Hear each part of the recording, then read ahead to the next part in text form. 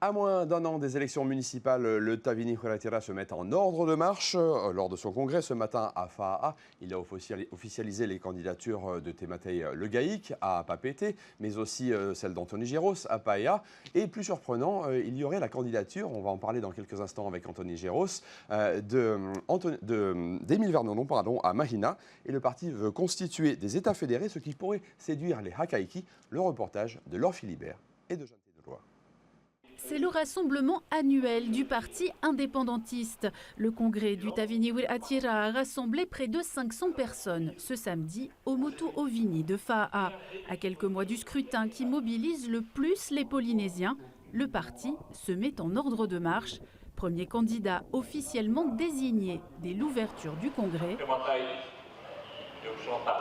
Je ne souhaite pas que cette liste soit une liste composée uniquement d'adhérents du Tavini Huayratira. Ça doit être une liste de gens qui veulent apporter leur pierre pendant les 6 années à venir pour Papeete.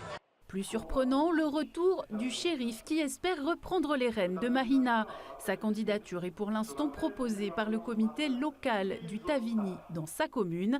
L'ancien ministre UPLD, plusieurs fois condamné par la justice, interpelle. On a invité tout le monde, peut-être que tout à l'heure on verra Edouard Fritsch, j'en sais trop rien. Il semblerait, ça a été annoncé ce matin, qu'ils aient décidé de mettre en tête de liste Émile Vernon qui viendrait donc rejoindre les rangs du Tavini, signer son adhésion au Tavini.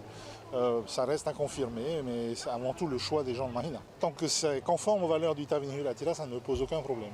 Je pense que ce serait un positionnement qui serait surprenant et que un parti comme le Tavini, qui est aujourd'hui la première force politique de notre pays, peut faire le choix de nouvelles candidatures, de nouvelles opportunités.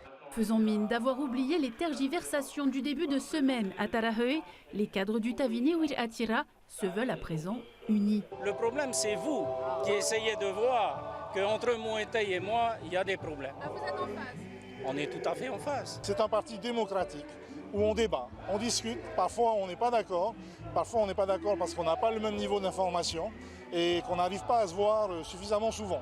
Voilà. Mais la confiance, elle n'a jamais cessé d'exister. Une large part de ce congrès est consacrée à l'avant-projet de constitution d'États fédérés où chaque archipel formerait un État disposant d'un droit d'autonomie et où les maires verraient leur pouvoir amplifié. Quant au financement de ce projet, il reste flou. Il y a plusieurs créneaux.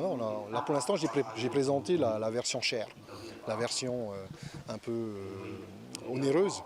Mais en fait, il y a plusieurs paliers. On peut descendre en palier et baisser le fonctionnement, tout en ayant un fonctionnement qui colle à l'esprit du Tavini Huayratira et qui permet de diriger le pays.